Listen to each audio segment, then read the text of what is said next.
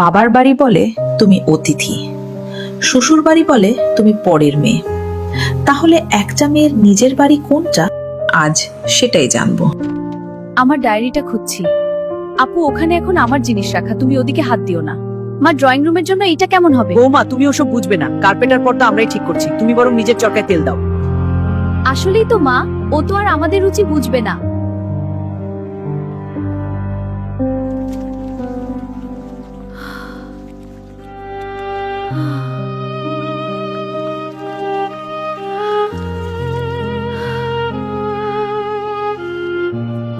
উফ, রাত বিরাতে এসব ড্রামা শুরু করো না তো।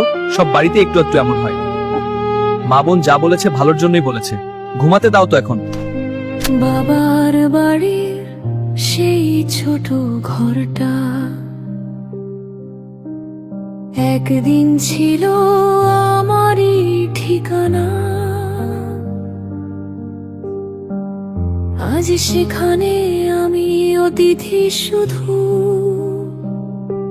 স্মৃতিরা ডাকে পুরনো গানা। শ্বশুর বাড়ির এই চার দেয়ালে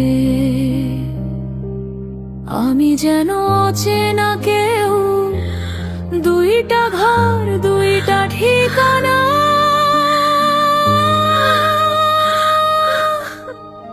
তবু কেন নিজের নয় কিছুই আর, বলতো কেউ মেরে নিজের বাড়ি কোথায় আর।